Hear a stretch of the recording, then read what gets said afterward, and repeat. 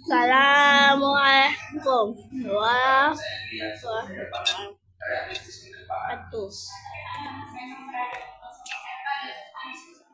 Sama-sama baik semuanya orang hebat. Pak Anies kemarin juga salah satu calon presiden juga. Saya juga nonton dulu Desa Anies, itu juga bagus. Nama Kaisang diakui Ketum PAN Zulkifli Hasan sudah ia minta langsung ke Presiden Jokowi. Zulkifli Hasan menilai Partai Koalisi Indonesia Maju membutuhkan nama Kaisang Pangarep untuk maju di Pilkada Jakarta karena berpotensi meraih kemenangan. Sedikit.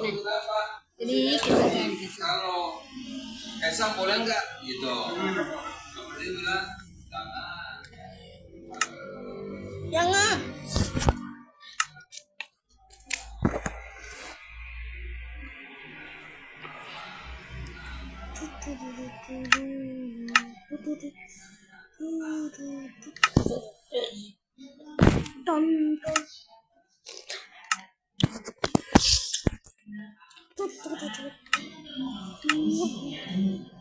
Putusan MA yang menuai banyak sorotan karena prosesnya hanya 4 hari itu dinilai sejumlah pakar hukum tata negara akan menguntungkan calon peserta pilkada tertentu.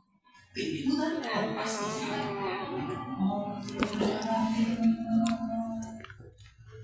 Anies mengaku sudah mantap untuk melanjutkan periode kedua sebagai calon gubernur Jakarta. Sama halnya dengan Kaisang yang namanya juga digadang-gadang akan berlaga di Pilkada Jakarta. Bahkan Ketua Umum PAN Zulkifli Hasan mengaku sudah minta izin ke Presiden Joko Widodo agar Kaisang maju di Pilkada Jakarta karena yakin pasti menang. Benarkah laga Kaisang di Pilgub Jakarta untuk menghadang Anies? Kita bahas bersama juru bicara PSI, Dede Prayudi, dan Direktur Eksekutif Carta Politika, Yunarto Wijaya. Mas Dede, Mas Toto, selamat sore. selamat sore. Saya mau ke Mas Dede dulu. Mas Dede, ini kan Ketua Umum PAN Zulkifli Hasan udah bilang, bahkan udah minta izin ke Pak Jokowi. PAN juga jadi yang pertama nih, menyodorkan nama Kaisang. Bahkan dibilang emang butuh nih partai-partai yang butuh buat menang di Pilkada Jakarta. Cuk dulu.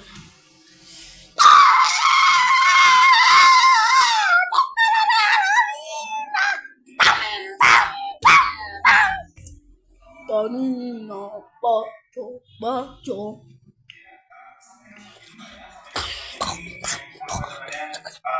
Menggadang atau membawa kawan ya ketika mendeklarasikan calon gubernur pilihannya untuk maju di Pilkada 2024 yang membawa nama Mas Kaisang juga PKB.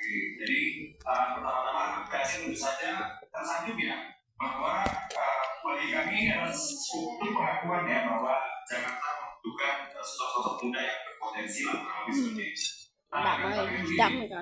Di PSI ini ketika kita melihat kita khusus seseorang ya itu ada beberapa variabel yang akan kita lihat gitu. Yang pertama adalah akseptabilitas yang dibuktikan dari elektabilitas si seseorang calon kepala daerah tersebut. Nah yang kedua adalah kredibilitas dan yang ketiga adalah kapasitas. Nah yang sudah bisa dilihat dalam hal ini melalui survei memang Pak Anies Baswedan ini sesuatu yang kita tidak bisa ini adalah sebuah fakta ya bahwa kemarin keluar dari kata data dan lain-lain ya yang mengatakan bahwa Pak Anies tertinggi. Lalu kemudian kedua adalah Kang Emil ya, Bang Kamil itu yang kedua. Tapi itu aja juga nggak cukup ya. Jadi ada beberapa hal lain yang perlu dibahas juga di dalam tim PSI ya. Dan variabel berikutnya juga tentu saja kita akan memperhatikan soliditas dan kekompakan dari koalisi Indonesia Maju. Begitu Mbak. Dan ini ya apa namanya yang menjaga ya kami masih Ini mau kuku. begitu Apa ini? Tidak mau lah. Jamin, tidak susah ini saya. koalisi Indonesia Maju ini ya Merah. kebersamaannya itu turun sampai ke Bisa ke ikan ya? Habis kayak. lanskap politik itu dinamika politik itu tidak sama dengan nasional tapi setidaknya di DKI ini kan miniatur politik nasional kurang lebih seperti itu. Dan yang terakhir putusan MA ini kan belum turun jadi PKPU, jadi kami tidak mau terburu-buru ya. Jadi pembahasan soal Mas Kaisang ini juga belum dilakukan secara intens ya. Kita serahkan semuanya pada partisipasi di DPR. Apakah kemudian ini akan turun menjadi undang-undang dulu atau langsung menjadi PKPU?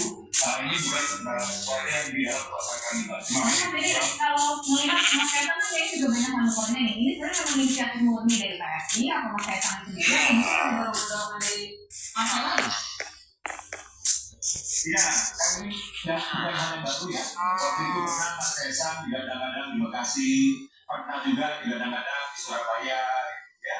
Yang terakhir ini yang paling intens sepertinya memang di Jakarta. Kurang lebih seperti itu ya. Apalagi kemarin PKB DKI yang melalui ketua PKB DKI yaitu Pak Setiawan ya, itu sudah sudah menyebutkan secara khusus ya nama seorang Kaisang Pangarep ketua Pemkabin untuk apabila komunikasinya berjalan lancar untuk kemudian mendampingi Pak Anies, kurang lebih seperti itu ya. Tapi dari PSI belum mengambil sikap apapun soal majunya Mas Kaisang. Walaupun apabila PKPU itu sudah jadi barang atau misalnya misalnya mau itu sudah turun menjadi PKPU, ini adalah sebuah fakta bahwa ruang untuk Mas Kaisang maju di Pilkada DKI itu terbesar seperti itu. Oke, saya mau ke Mas Toto. Mas Toto, kita lihat nama-nama yang sudah mulai terdengar nih di Pilkada Jakarta. Ada Mas Kaisang dengan Mas Anies, kemudian ada juga Anies dengan Andika, dengan Kaisang, dan masih ada lagi. Kalau Anda membacanya ini dengan dipasang-pasangan ini, seperti apa sih?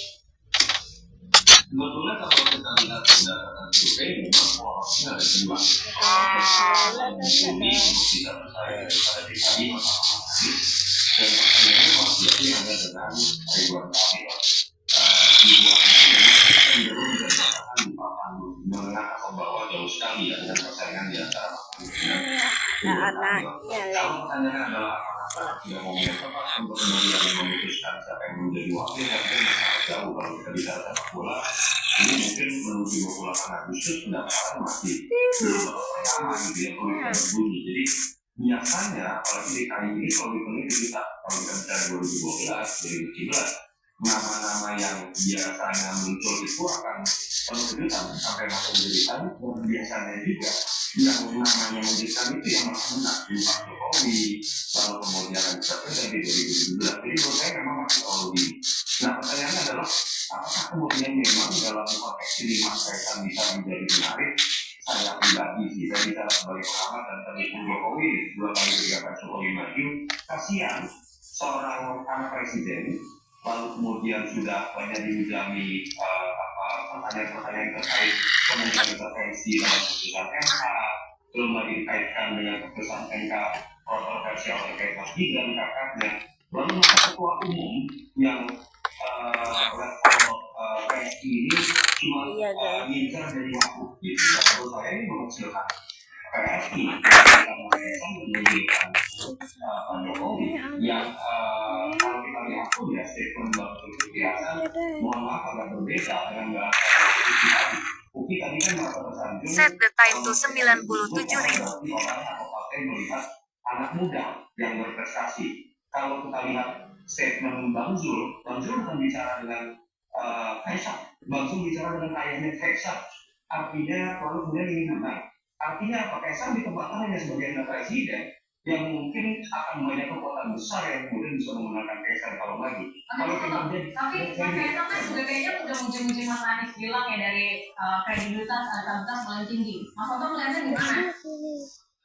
Ya, tidak mungkin dong ketika kemudian sedang mencoba melakukan lobby politik kemudian ada yang dikatakan jelek.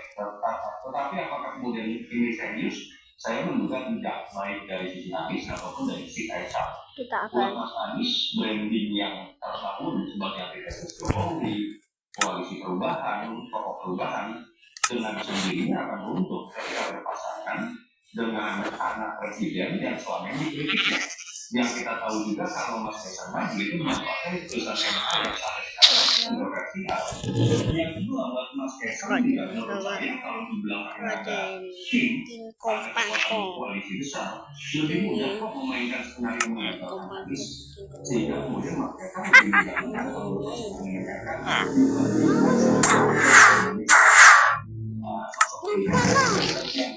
iyalah gampangan kejap.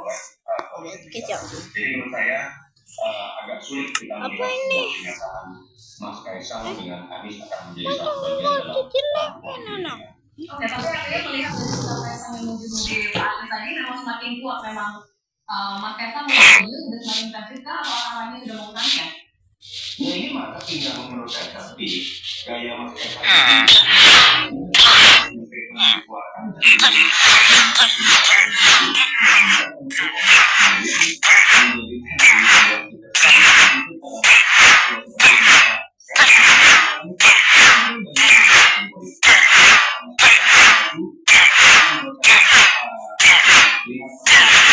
bagaimana konstelasi yang akan terbangun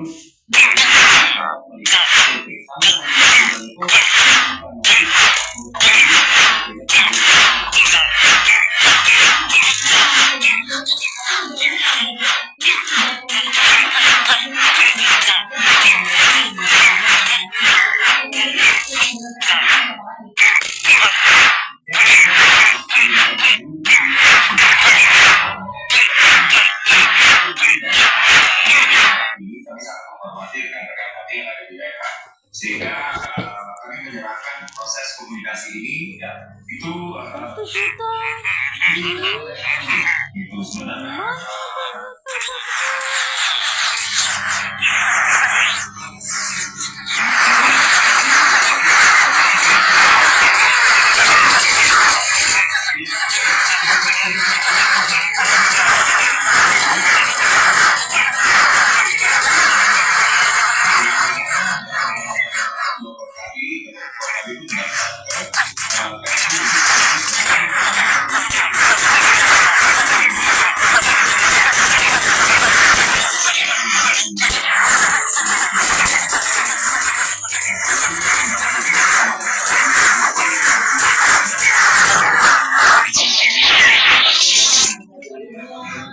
Apa dong?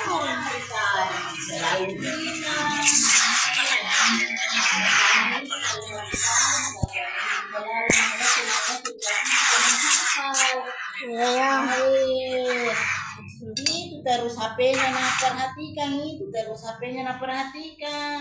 Tadi. Oke guys. Oke lah. Kita angkat dengan. Nah, dulu makanannya sedikit. Bye bye.